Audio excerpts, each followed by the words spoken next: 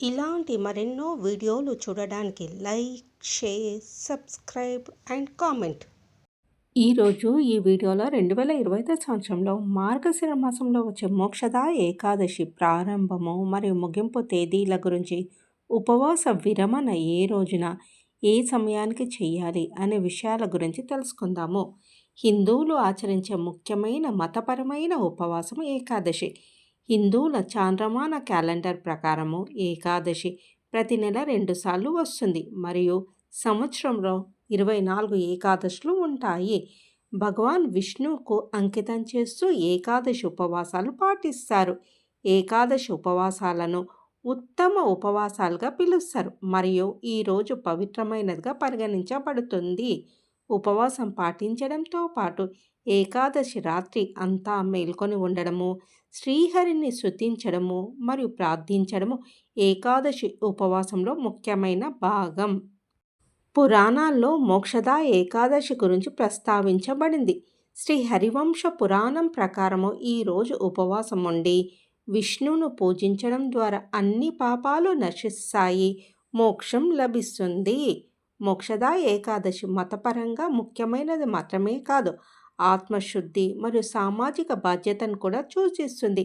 ఈ రోజున ఉపవాసం ఉండడము మరియు దాన ధర్మాలు చేయడం వల్ల మనసు మరియు ఆత్మ శుద్ధి అవుతాయి.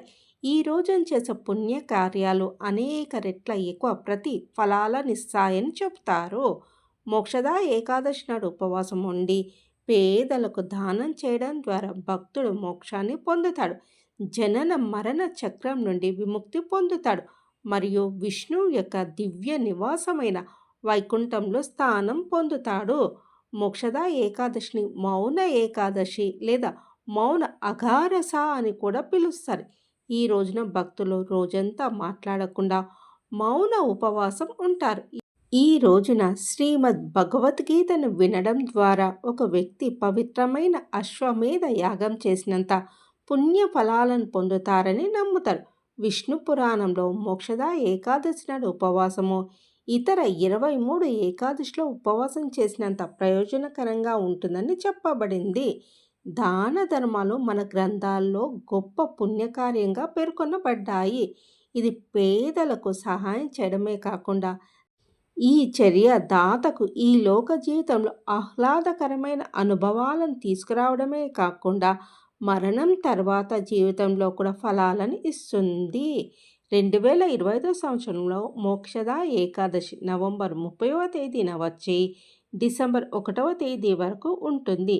శ్రీ విశ్వావసు నామ సంవత్సరము, మార్గశిర మాసము, హేమంత ఋతువు దక్షిణాయనము.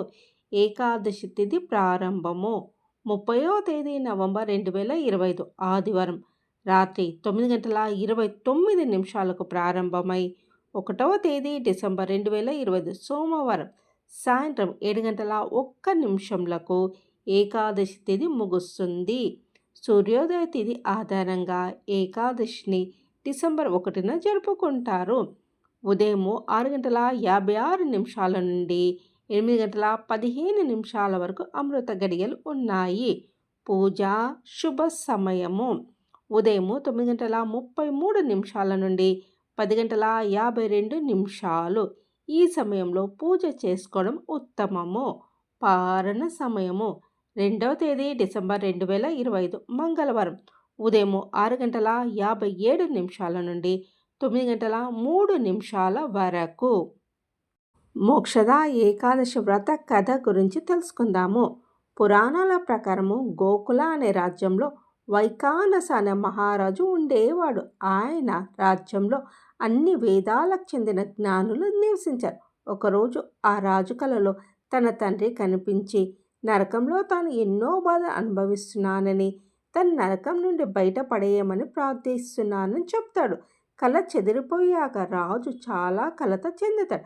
కారణాన్ని తెలుసుకొని పరిష్కరించడానికి పండితులందరినీ పిలిపించి ఆ కళ గురించి చెప్పాడు. కానీ దీనికి పరిష్కారము ఎవరికీ అర్థం కాకపోవడంతో గతం, భవిష్యత్తు, వర్తమానం అన్నీ చూడగల పర్వతముని ఆశ్రమానికి వెళ్ళమని రాజుకు సూచిస్తారు. రాజు పర్వతముని ఆశ్రమానికి వెళ్ళి నమస్కరించి తన ఆందోళన కారణమైన విషయాన్ని వివరిస్తాడు. పర్వతముని ధ్యానం ద్వారా రాజు తండ్రి చేసిన పాపకార్యాలను తెలుసుకొని మోక్షదా ఏకాదశి నాడు ఉపవాసం ఉండమని కోరాడు. అన్ని మాసాల్లో ఉత్తమమైన మాసం మార్గశిర మాసమని, ఆ రోజు ఉపవాసం చేస్తే మీ తండ్రి పాపాలన్నీ తొలగిపోయి నరకం నుండి బయటపడతాడని చెప్తాడు. ముని మాట ప్రకారం రాజు తన కుటుంబంతో కలిసి మోక్షదా ఏకాదశి నాడు ఉపవాసం చేశాడు. దాని ద్వారా పొందిన పుణ్యాన్ని తన తండ్రికి అప్పగించి నరకం నుంచి విముక్తి కలిగించమని దేవుణ్ణి ప్రార్థిస్తాడు. తండ్రి సంతోషించి రాజుకు ఆశీస్సులు అందిస్తాడు. అప్పటి నుంచి మానవాళి కూడా తమ కుటుంబీకులు తాము చేసిన పాపాలని తొలగిపోయి పుణ్యఫలం దక్కేందుకు మోక్షదా ఏకాదశి నాడు కఠిన ఉపవాస దీక్షలు చేస్తుంటారు.